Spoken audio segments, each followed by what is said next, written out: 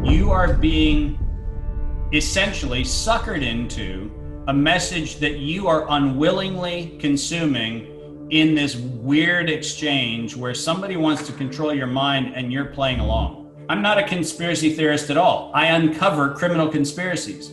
And when I find a paper trail and I find evidence that allows me to predict where a pandemic that never happened is going to come, that's not a theory. There is no question that by 2015, we had actually seen a joint US-Chinese publication that anticipated the variations that are now SARS coronavirus 2.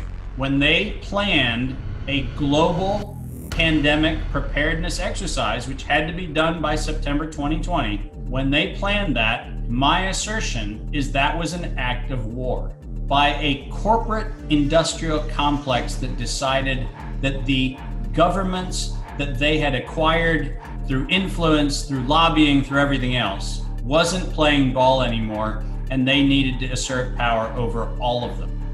And the fact of the matter is, if you look at who's been the winners, you can't point to a country that's been the winners, but you can point to corporations that have been the winners. And if you really want to know probably who funded the whole exercise, there's probably a pretty good short list to start with.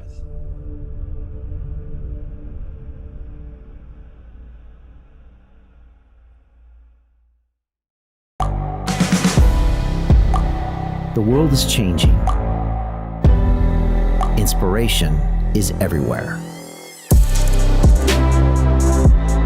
It has never been so easy to connect, share, and bring people together. We're learning from others and finding the best in ourselves. Challenging our beliefs. Sharing our vulnerability. Overcoming our fears. Transforming ourselves so we can transform the world. How far can we go? This is London Real. I am Brian Rose. My guest today is...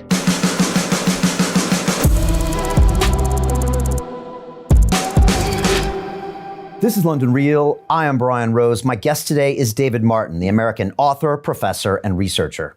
Your company, MCAM, has provided research and advice to over 160 countries, and you personally have served as an advisor to the World Bank and many national governments. You star in the feature-length documentary film Plandemic, that on August 18th was live streamed on London Real's digital freedom platform to nearly 2 million unique viewers, breaking the record for the largest live broadcast of a documentary film in human history. In the movie, you reveal the elaborate web of deception involved in what you describe as the biological weaponization of COVID-19 across governments, corporations, and regulators. By following the money, you expose in detail the major conflicts of interest of the very people that are managing this crisis. David, welcome to London Real. Brian, it is an honor to be here. Thank you for having me. Look, it's great to have you. Before we get started, I just want to announce to everybody that we are streaming now on our new digital freedom platform, which is a censorship-free, independent broadcasting system that is of the people, by the people, for the people, and available exclusively on our website at freedomplatform.tv. Can everyone watching now please share this link via the sidebar to any and all of your social media channels? Let me repeat that. Can everyone watching please share this link now via the sidebar to any and all of your social media channels? This is important. Simply ask your friends and family to give us 15 minutes, and then they can decide. David, I pledge to you and everyone watching us that none of this conversation will be edited, censored, removed, or banned, and that anyone in the world can watch the full version of this episode free at freedomplatform.tv/Martin, thanks to the generous donations of over 38,000 people around the world that we affectionately call the London Real Army. For anybody wanting to become a founding member of the Digital Freedom Platform, they can visit freedomplatform.tv/give to donate and fight with us on the front lines to protect our human rights. Here at London Real, we've been a platform for free speech since 2011. And David, I'm excited to have you here today. I know you've got some breaking news, really, concerning Moderna, one of the pharmaceutical companies that's working on a vaccine in America. But before we get started, I got to ask you a dying question. I had Mickey Willis, the director of Plandemic, on a couple weeks ago, and I wanted to know, did at any point Mickey pull you aside and say, by the way, David, your whole life's going to change after this movie is done? Did he ever tell you that? Yeah, you know, it's funny, Brian. He said that to me when we were shooting the film. And then at dinner, probably 7 or 8 people in his kind of orbit came up and said, your life is going to change. And the funny thing is, they're right, but in the wrong way. My life changed in the following way. I have, as you know, outed white collar crime and tax fraud and counterproliferation issues for the last 25 years. And usually at the end of those outings, I receive some of the worst treatment from humanity that I've ever received. On a massive contrast, and props to Mickey, props to his team, props to Matt Belair, who put me in touch with Mickey at the beginning, and all the amazing people who advocated for the Plandemic to be a full feature-length production. Not only did we not have that response, Brian, but I got thousands and thousands of emails, messages, and everything else from the very best of humanity.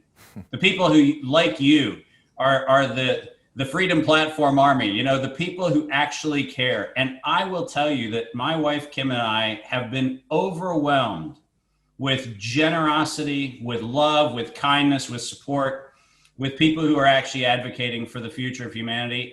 And much to my surprise, and I know to many of our surprise, people couldn't take issue with the substance of the film because it happened to have the inconvenience of being true. That's a fascinating description of your life the past couple weeks. I do know some of that because of the London Real Army, we get a lot of that love on a regular basis. And I won't lie, David, it's what keeps me coming to work every day is getting that tremendous amount of feedback when you're getting a 1-2 combination from the mainstream media and social platforms and governments and whatever else. So yeah, that vibe is definitely there. And it's great to hear that people are giving you that. You said that usually when you out these white collar criminals, you get a lot of negativity on the back of that. That was kind of surprising. Really? Well, so here's the thing. I don't know if many people are familiar, but the late 90s and early 2000s became kind of a free-for-all with tax evasion. The British Isles very famously created all kinds of tax havens where people could put their technologies or their patents or their copyrights or their trademarks, and they do these creative, what the European Union called revenue sharing base erosion programs, where essentially people would offshore assets and create tax havens. And through a lot of illegal activities, we broke for the US Treasury what was at the time estimated to be the second largest tax fraud in US history. And when you take big corporations, and I mean the world's largest, not the S&P 500, the top of the S&P 500, when you take those corporations on, you have no clue how far-reaching their influence is into banks, into politics, into all kinds of other places. And seriously, they made about 5 years of our collective corporate life a living hell. It was unbelievable. Wow. Well, you have a unique insight into what that's all about. And so perhaps we can lean on a little bit of that when we put some of these things into context because, that's eye-opening to a lot of people. And let's be honest, David, what you do is quite eye-opening. And the film kind of really sheds a little bit of a light into your daily practices and what you built up the last 20 years. And I know we even overlapped a little bit in the city of London here for 6 or 7 years. We probably walked the same streets because you were in the financial industry as well. And so you have really unique insights. And like you said, I got to see the film before everybody else a few days before, and I had seen the original 26-minute piece. And myself and my strategy officer watched it, and we were like, oh, wow. They're going full bulletproof on this. And so it was fascinating to see how it was really following this paper trail and how Mickey did it so well graphically to literally show you those documents backed up with you talking about it. So again, if someone hasn't seen the movie, I don't know where you've been the last couple of weeks, but there's a copy on our website and it's out there as well. So watch it because we're going to be talking quite a lot about it today. Maybe I want to jump right into this stuff about Moderna because again, it's really breaking news if you understand why it's so important. And we want to try to shine some light on that to get as many people to understand this as possible. But maybe you can break it down for people that have seen the film and not see the film. What's going on with Moderna, and put it in layman's terms to as much as you can, and maybe even start with the bigger picture as in what is Moderna, the history of, what are they trying to accomplish, and what we need to really look out for? Well, so let's start with the headline. If on March 28th, 2019, and let's get that date burned into our consciousness. If on March 28th, 2019, the following sentence was written in a patent application, quote, because of a concern for reemergence or a deliberate release of SARS coronavirus, vaccine development was initiated. That sentence was written into a patent application on March the 28th, 2019.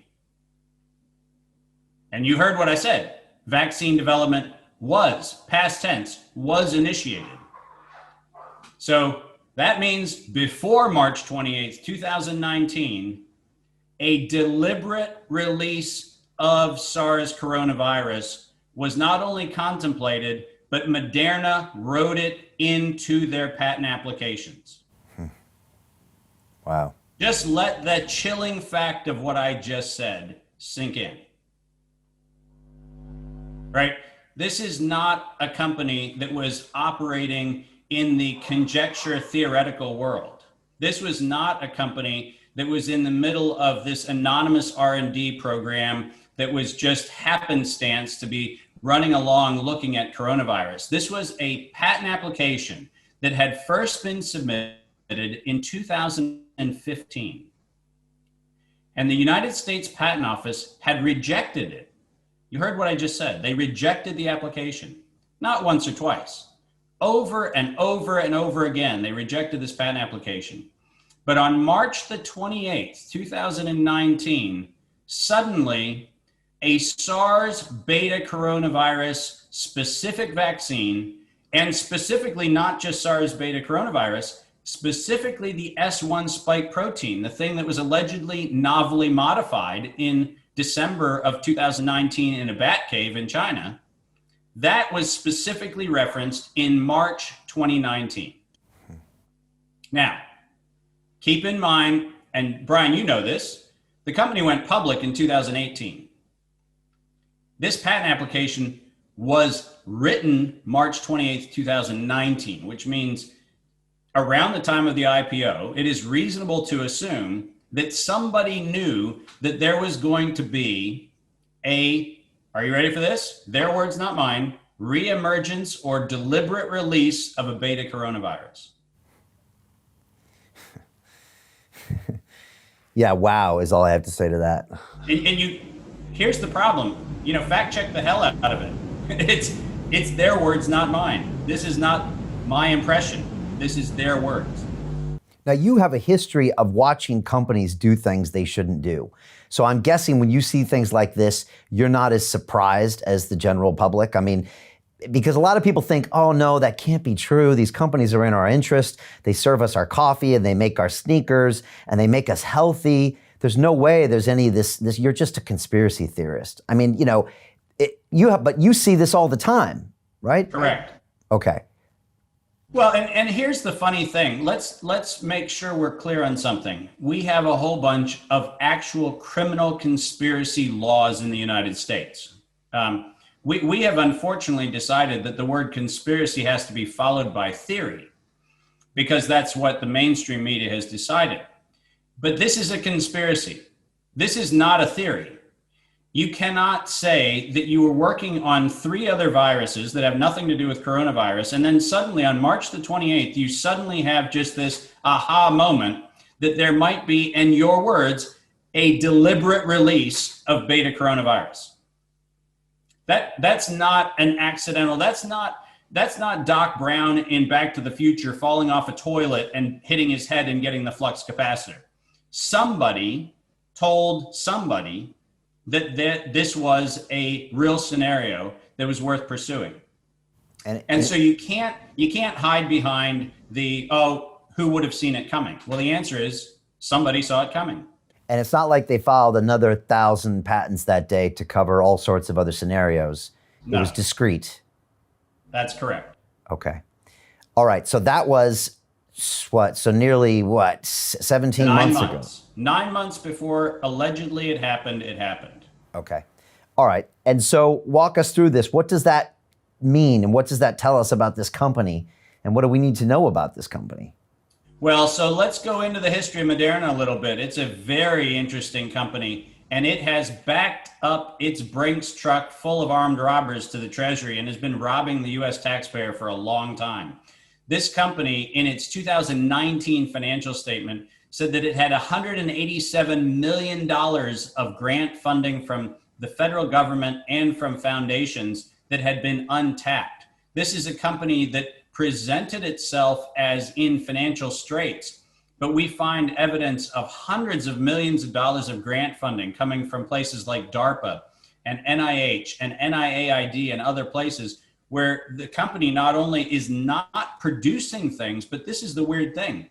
Moderna is not a company that has actually had a history of financial success. It's been in the market since 2010 when it started. It started, as you know, with this very interesting alliance between a venture capital firm and a group of researchers in the Northeast here in the US. And they just came together and saw an opportunity to exploit a technology they did not own. And that's a big statement, but listen to why I'm making it. There's a company called Arbutus Therapeutics, and Arbutus has a patent, and the patent number, and you know I'm a stickler for details, so the patent number, for anybody who wants to look at it, 8,058,069, that patent issued to Arbutus is a patent on the lipid nanoparticle technology. And I'll give you a very simple way to think about that. It's a complex term, but think of a lipid nanoparticle as the envelope in which you put the messenger RNA to get into the cell. It's the delivery mechanism for the vaccine compound. And that patent, which was issued to Arbutus on the lipid nanoparticle, which is critical for the Moderna vaccine, was actually not Moderna's to use. So here's a company who in their 130 plus patents have never acknowledged the federal government's support for their research, despite the fact that almost all of it's derived from the federal government. Here's a company that in so doing has violated the federal law over 130 times, because the Bayh-Dole Act, which put in motion the law that said that if you get federal funding, you have to disclose it in your patent applications. They have not complied with that law on any of the applications germane to this vaccine or any of the other 4 that they have candidate trials for. So here's a company who's been compulsively breaking the law. They are not only breaking the law, but they're using someone else's platform technology, the enabling technology, without license. And that's the company that Anthony Fauci picks to be the front runner for the preferred Operation Warp Speed vaccine. You sit there going, well, hold on a minute. Why are all of these funds flowing to a company that has compulsively been an illegal operator for nearly a decade? Anytime that happens, we smell a rat by evidence of the rat droppings, not because we have a hunch about rats. And whose responsibility is it to discover this and prosecute this, from a legal standpoint? Well, here's the funny thing. There's a thing called the Federal Acquisitions Regulations, or the FAR.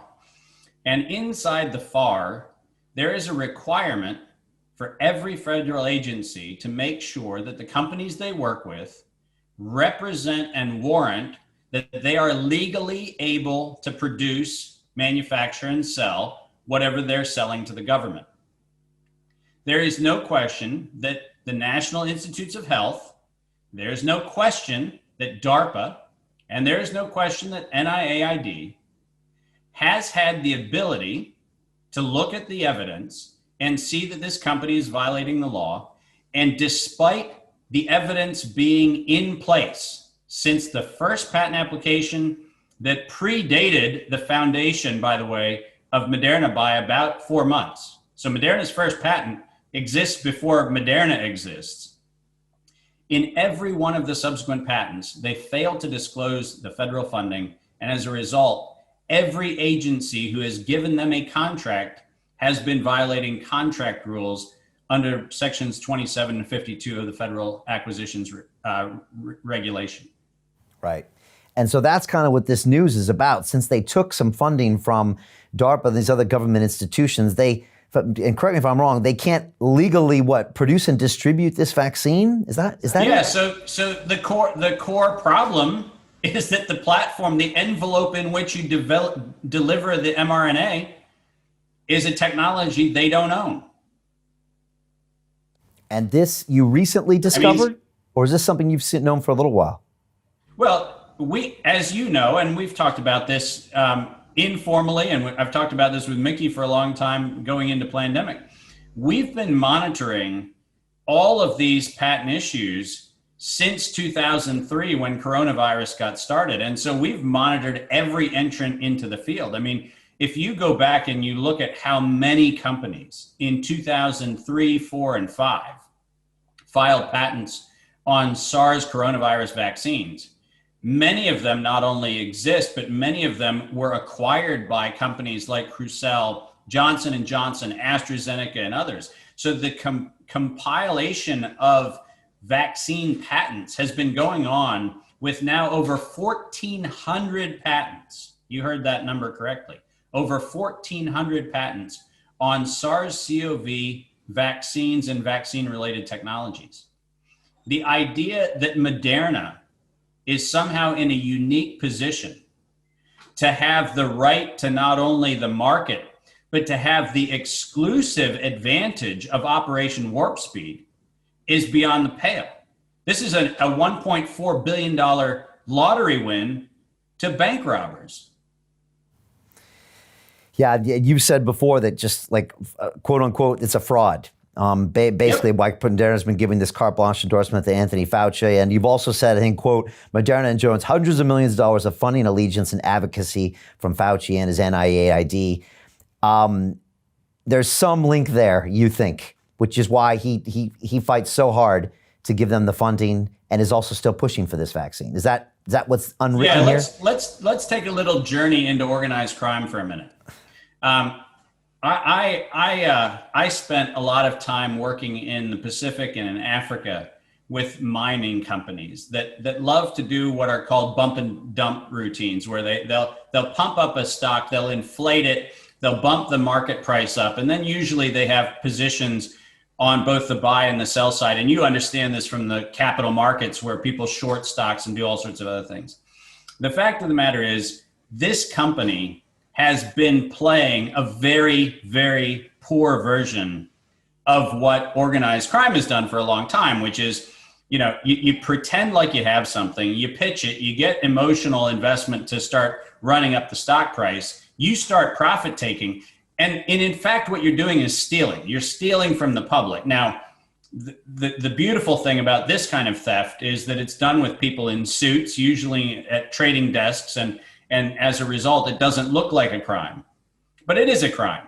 When Anthony Fauci goes out and starts talking about Gilead Sciences remdesivir or the mRNA vaccine from the producers of kind of the latest, greatest from Moderna, the fact of the matter is he is doing a part of the puzzle which makes that racket work. You pump a thing, you inflate the perceived value of it, and then you profit take while the rest of the market is listening to what's been said, and they're continuing to push the stock price up. Now, the CEO of Moderna has made it abundantly clear that all of their stock sales were, prearranged and pre-ordered. But I'm going to ask you a question. If you went public in 2018, and you didn't have $1.4 billion of new, fresh, non-dilutive money from the Treasury, if you went public in 2018, wouldn't you hold on to your stock because you knew it was going to go up? Because this is not what was in your pro forma. This was not in what was in your S1 filing.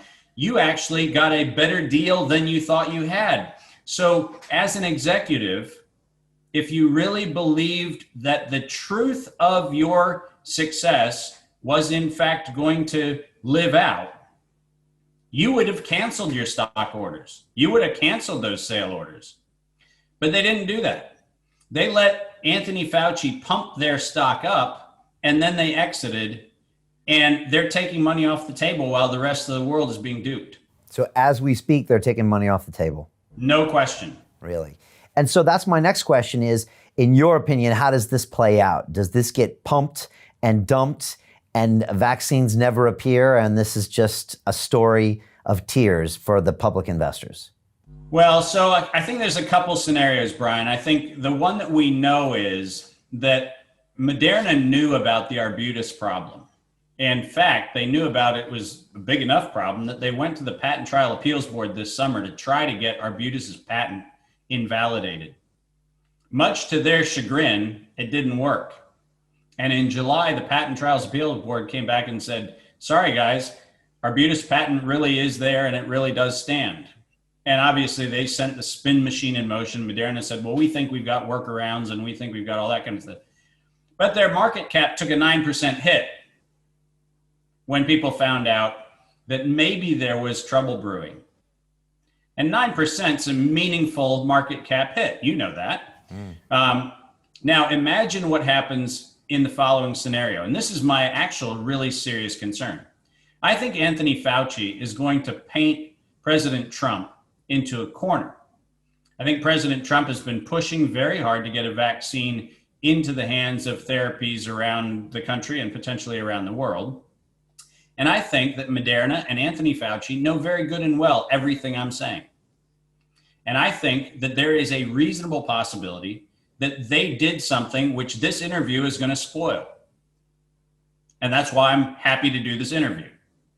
I think it's a real bummer to find out that on or about October, let's say 20 to 30, when the FDA is pressured into approving the vaccine, I think it'd be a real bummer if Arbutus filed an infringement motion to actually block the sale of the technology, thereby making it look like President Trump was an abject failure on the vaccine front.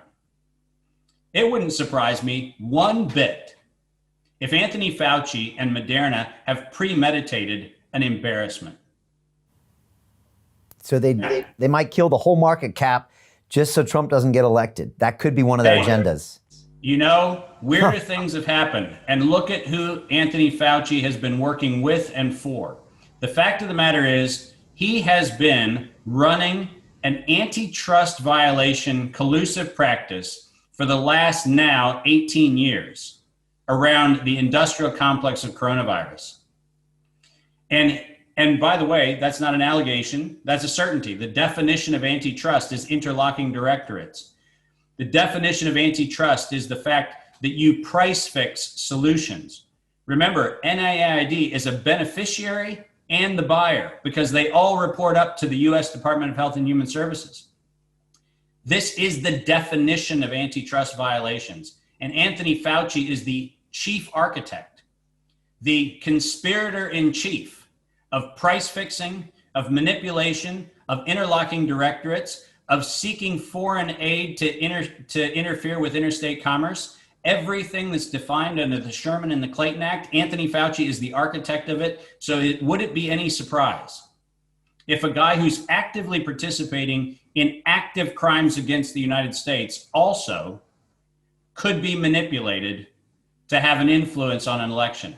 Does that sound like an October surprise that's far-fetched? Wow. All right, that's deep. And it's, you know, the more I learn about Fauci, the more it boggles my mind, because the reason we have a 2-year term limit on presidents is so things like this can't happen. The only personality that seems to even come close is J. Edgar Hoover, you know, who had all these secret files and control enough to where presidents wouldn't cross him because he was so deep, you know, across 6 administrations, whatever Hoover had. I mean, is that a strange comparison to make with Fauci?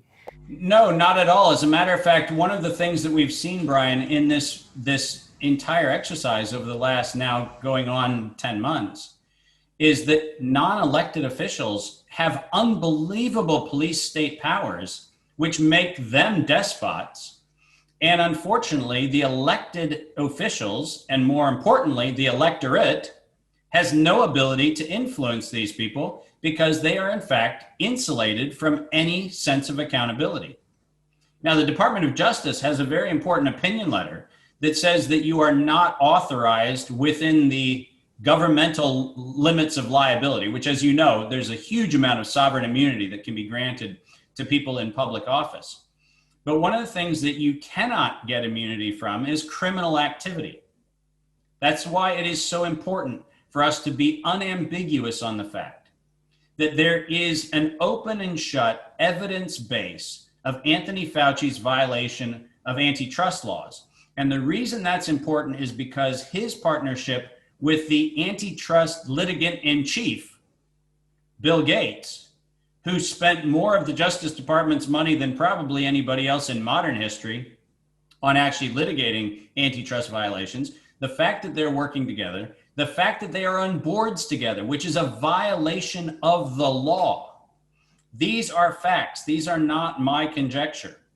And as a result of that, they do not have immunity from this. There is no immunity if you're breaking the law. And for people that haven't seen the movie, first of all, go see it. But it kind of goes deep on Bill Gates' entire, career when it comes to battling antitrust with trying to shut down Netscape and a bunch of the practices that Microsoft went through. He's actually probably one of the more well-versed Americans in the corporate world when it comes to beating those cases or fighting those cases. Absolutely. And now he's So is it any wonder that he's using a tool that he knows? Now, who is supposed to prosecute this crime that you're describing? Or if things go maybe as we hope, who is watching this right now that can say, oh, we're going to go get him? Is that the Department of Justice? Is it another entity, or is it complicated? So you'll recall from old cases like the tobacco settlement and from a bunch of the environmental litigation of the past 2 or 3 decades, that technically U.S. attorneys, which are a part of the Department of Justice structure, have the ability to bring actions in this kind of realm. The Department of Justice, under Attorney General Barr, has the not only ability, but has the legal responsibility to actually focus in on violations of antitrust that include both the domestic problem we have, which is the interstate commerce issues and all of the interlocking directorates and all that kind of stuff, and the Section 802 domestic terrorism out of the Patriot Act, the domestic terrorism issues. And the reason why I bring that up is very simple. The definition of domestic terrorism includes anyone who takes on actions meant to coerce a population, intimidate a population, and procure from the government advantage. That's actually an act of domestic terror defined under Section 802 of the Patriot Act. There is no question that what has happened is in fact an act of domestic terrorism as the definition sets forth. When Andrew Cuomo gets in front of the camera and says, you're going to have to tell me which 26,000 people aren't going to get ventilators because I need 30,000, he's trying to influence a government. It turns out New York never needed 30,000 ventilators. They never even got close to using all 12,000 that were made available through all kinds of other things, or the 1,200 that they actually had. They never needed 30,000 ventilators. They never had 24,000 people who were deprived access to medical care. But Andrew Cuomo engaged in, by definition, under the Patriot Act, domestic terrorism by seeking to coerce a population and influence a government to take its resources. The fact of the matter is, the Department of Justice and William Barr have a moral and legal obligation, and I would raise the stakes. This is existential to the democracy. This is about whether or not we have separation of powers, or whether, in fact, we can sell 100% of the United States to a corporatocracy, which is violating laws that a century ago were so odious that we passed the Sherman Act and the Clayton Act specifically to make this not happen. Yeah. And that's why you've said, quote, COVID-19 was a branded campaign of domestic terrorism, unquote. That's correct. And that is your point of making this And I just had a flashback to Al Capone. They got him for tax evasion. So if people don't remember, Al Capone, gangster, violating all the prohibition laws, led to a lot of crime, murder, etc. But they didn't get him on any of those charges. They had to get him on tax evasion. So this seems to me to be the David Martin equivalent of that. Am I getting your drift here? You are exactly where I have been going. This is, at the end of the day, criminals have the ability to do flagrant acts. And the more flagrant, the more incredulous the populace is. We just sit back. Plato talks about this in the Republic. He talks about the fact that if, and I'm going to paraphrase using Eddie Izzard, the British comedian, if you kill one person, it's murder. If you kill two people, it's serial murder. If you kill five, people start going, oh, wow, that's kind of unusual. And you maybe need to be examined under a microscope. But if you kill 1 million people almost celebrate with incredulity. How on earth did you pull that off? And Eddie Izzard does a really cute bit about, do you have a death tea, death breakfast? And he does a really cool sketch about it. But Plato talks about sometimes when crimes get so egregious that the humanity that's inside of all of us sits back and goes, we actually can't believe somebody would have done that. Is it really possible that the Imperial College of London and the Center for Disease Control and the University of Washington and Johns Hopkins University, that those three organizations could actually work together to bring 40 million people into unemployment? Like, that's Stalin-esque, right? We can't even wrap our head around the scale of it. And then the idea that could be architected by a Bill Gates, Dr. Elias operating as the extension of Bill Gates, Anthony Fauci, China Center for Disease Control, interlocking directorate on the Global Preparedness Monitoring Board. Can we actually believe that 3 people could have architected this thing? And the answer is, we're told that's too incredible to believe. That's just too incredible to believe. But every single historical account of organized crime, of organized genocide, of organized mass extinctions of populations and livelihoods have always had 2 or 3 people who are their architects. Let me ask you a question, David.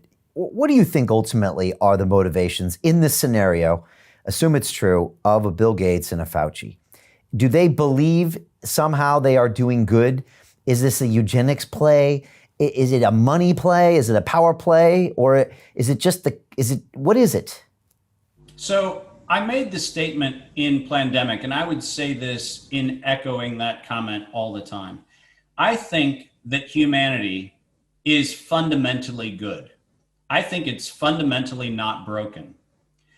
And I think that what happens is that a number of people start making a series of incremental, expedient decisions in the moment without considering the consequence.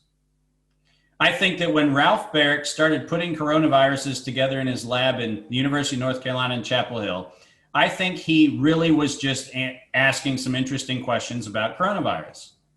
And I think when he figured out he could amplify certain parts of the pathogenicity of those viruses, he thought, I wonder what else you could do with it. And I think each one of the steps that he took and each one of the funding checks that NIAID, Anthony Fauci wrote, each one of them, probably in isolation, Brian, was dangerously close to almost innocent.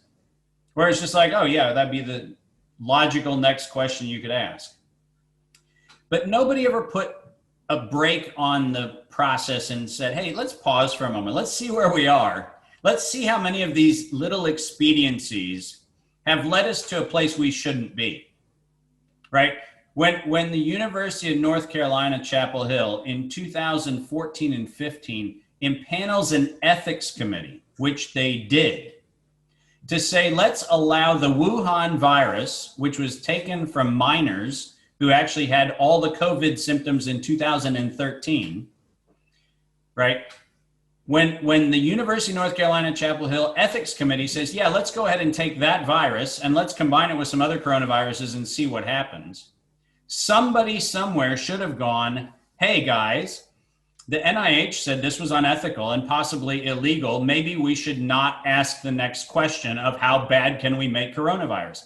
But nobody asked that question because all along, no one was asking the questions. And that's why I say in the film, and that's why I say in this conversation, this is a failure of each and every one of our humanities, where we see the little incremental erosion and we go, well, it's not that big of a deal. But the problem is the cumulative effect of all of those expedient decisions is absolutely horrific. And what we as a population aren't doing. And by the way, part of the reason why I'm so enthusiastic to be on your show is you are the exception. You're getting the word out there. You and Dell and some other folks are getting the word out there that says you can't let ignorance be the defense for it. You know, if you don't care, I get it. But if you don't care because you couldn't have known, that's a problem. So when you have these conversations, that becomes super important. And the question then is, Anthony Fauci and Bill Gates and Ralph Baer, these three people, without question, are in fact violating laws. We absolutely know the laws they're violating. Now, they may have a justification for violating those laws. They may have all kinds of rationales for it. But under the legal structure of the way the law is written, they're violating laws. That's a statement of fact. Now, if they have a supervening moral impulse that says, we're breaking this law because it's in the better interest of humanity, that's a conversation that I'd even be willing to have, right? Because laws change. Social values change. I'm down with that. That's what a democratic process is about. But I can tell you that intent is, in fact, a function of whether or not you have integrity. If you want to tell me that it's time for us to change how we do public health and how we look at the world, let's have an open dialogue about it. But in that open dialogue, let's not lie. Let's not silence opposition. Let's not make sure that anybody who states anything that is even remotely controversial is silenced, because that belies what really is motivating this. Evil needs darkness, and it suffers in the light. And guess what? This is light, and just because of this interview, we screwed up somebody's plans because they were hoping the October surprise would be a surprise. But I just screwed it up. And just help me do it. And so just to finish off on this point and this kind of breaking news, this issue you believe is critical in the next 60 days pre-election, but it could be after the election. And it plays out in a few scenarios. It could be the pump and dump. It could even mean that they actually develop a vaccine and take it on, and who has the financial interests, or it could be used as Trojan horse isn't the right word, something, sacrificial lamb to influence the election of a president. All sorts of things, Brian. And we can have as many, kind of creative thoughts about where we'd go, and they probably have 10 more. Okay. And if someone should be listening right now, that should be who? Department of Justice, people pressuring their own representatives and senators to look into this. Who are the people that actually need to go do something about this right now? So the House and Senate Judiciary Committees should have hearings tomorrow. Without question, they should have hearings tomorrow. And they should not just have hearings, they should actually get subpoena power to get into the private communication that exists between the people I've named. Because we need to get to a place where under oath, we find out what was the internal communication that led to the price fixing, that led to the interlocking directorates, and led to the restraint of trade. Those are clear violations of the law. We need to have that subpoena power. The Department of Justice under William Barr should be taking this up and should have tons of resources on it. And specifically the resources they should put on it are the antitrust division of the central part of the Justice Department. Under the DOJ structure, there is a branch of the Department of Justice specifically focused on antitrust, and they have huge criminal remit. They can go after anybody and get any kind of information. They should be lit up like 1,000 Christmas trees right now. And finally, U.S. attorneys in every jurisdiction where these co-conspirators are operating should be also actively pursuing cases. Because this is something where if we want to end the COVID-19 campaign of terror, the best way to do it is to cuff the perpetrators. Yeah, amen to that. Two questions or problems there that I can see, and I'm sure I'm only seeing the first order of this. One is funding by pharmaceutical companies for re-elections. The two is the fact that this disease has been weaponized for political purposes, which means now it's being used as a weapon, right, to win or lose an election and then to try to gain influence after that. Those are the two that I see. Of course, I'm playing checkers, not chess here, but and not that either one of those is okay when it comes to, playing roulette with the health of a country or even breaking the law. But what do you see with both of those two? Well, I think that, many people in the public health arena are famously saying, Dave, you don't understand, this is a real thing and real people are getting sick and all this kind of stuff. And to that, my simple response is that if you didn't want to make it political, and if you didn't want to make it a tool to be weaponized, then why couldn't you tell the truth about any part of the story? Remember that this story has been a lie since the beginning. And propaganda, as you well know, is in fact always meant to influence public opinion, and public opinion influence is about who's in power. So the agencies through which we should be getting facts and information pre-politicize this to the point where we couldn't have a non-political conversation, right? If you question the official narrative, you must be pro-Trump and you must be anti-Democrat, right? That's absolutely ludicrous. In fact, once upon a time, I remember a Democratic Party that actually thought that liberty mattered. Now you couldn't get a more draconian set of interventions, but the fact is that it was weaponized. And then it turned into, as you very well know, it turned into let's make it about a vaccine. That wasn't anti-vaxxers' message. That was governors and state health officials getting in front of the camera and saying, you can't take your mask off, you can't travel until there's a vaccine. That was politicizing science. We put all of our political eggs in the basket that said, we have to have a vaccine before we can return to humanity. Well, sorry, that's not how science works. Science says, let's figure out how to solve this problem and let's find the best way to solve it, whether that's a therapy, whether it's a vaccine, whatever it is. Let's actually allow open, free, and fair inquiry to tell us what the best approach is. But that hasn't happened. So to your point, this has been weaponized at every turn to be a political tool, not just at the US level, but it's a geopolitical tool because it's also a way to kind of wink, wink, nod, nod, end the trade war with China with no one ever admitting defeat. Look at the fact that over the last several months, China's technology trade has increased with the rest of the world 32%, while our economy has constricted by about the same amount. Who's winning and who's losing the trade war? Well, we already have our answer. But the good news is nobody has to blame a leader for it because now we have this wonderful contrivance of a pandemic, which never met the definition of pandemic when it started and still hasn't met the definition of pandemic now.